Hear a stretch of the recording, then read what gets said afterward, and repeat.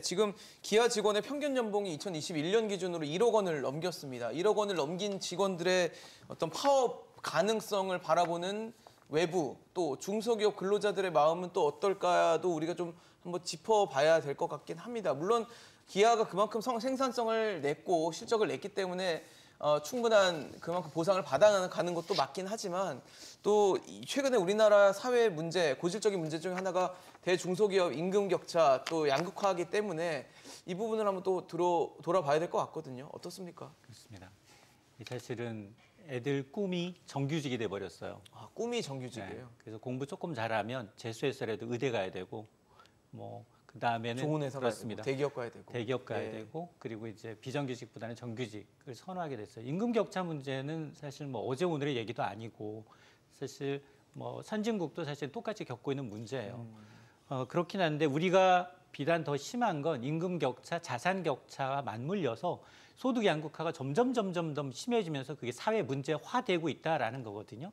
그러다 보니까 모두 교육에 올인하고 모두 다 대학을 들어가야 되고 모두 다 좋은 직장을 들어가고 경쟁이 점점 날로 심해지는 거예요. 그리고 난 다음에 결국 들어가게 되면 그 기득권을 놓지 않기 위해서 혜택을 나만 누리는 게 아니라 대를 이어서 또 이어가려는 경향이 굉장히 뚜렷해지고 있거든요.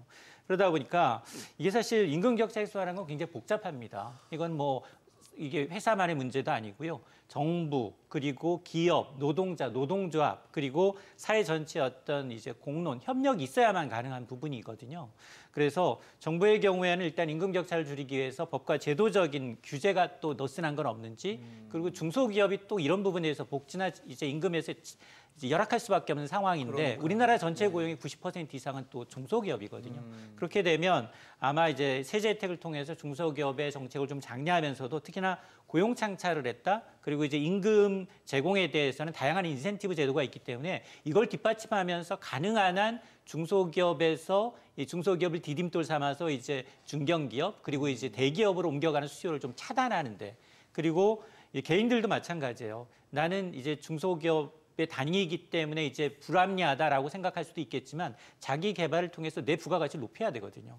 자, 그런 것. 특히나 중소기업 입장에서도 이제 굉장히 인력난이 심하다 보니까 우리 국내에서 일 못 구하고 대부분 외국에서 수입해 오잖아요. 네. 그러니까 직업 교육하거나 이런 이제 기술 개발을 할 여력조차 없는 거예요. 그러니까 그런 점을 좀 우리가 뒷받침해 가면서 이게 아마 이게 10년이 될지 20년이 될지 이 격차가 조금씩 줄어드는 모양새로 가야지 계속해서 상호합학식으로 대기업은 점점 좋아지는데 중소기업이 좀 도태되게 되면 희망이 정말 없어지는 거거든요. 그러니까 이런 부분에 대한 이제 고찰이 좀 필요한 부분입니다.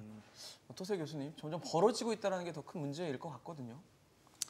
근데 뭐 대기업이 아무래도 급여도 좋고 혜택도 좋고 사회적인 시선도 좋기 때문에 뭐 가고 싶죠. 근데 네. 이제 일자리는 한정돼 있기 때문에 경쟁이 발생할 수 없고 뭐 그런 경쟁이 치열하면 할수록 사실 대기업 혜택은 그러니까 느끼는 혜택은 커지고 뭐 그렇게 되는 건데요.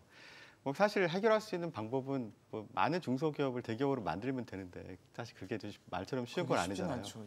그래서 저는 이 문제 해법은 아무래도 좀 노동시장을 유연화하는 것이 아닌가라는 생각을 합니다. 그러니까 보통 우리가 주된 직장에서 퇴직하는 연령이 50대 근처에서 이제 끝나거든요.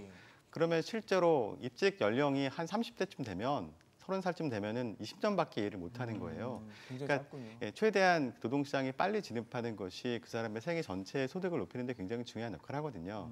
그러니까 이제 빨리 노동시장에 진입한다는 얘기는 지금 내가 원하는 일자리에 들어가지 못해도 언제든지 이직할 수 있는 가능성이 있다는 생각이 들면 바로 뛰어들 거예요.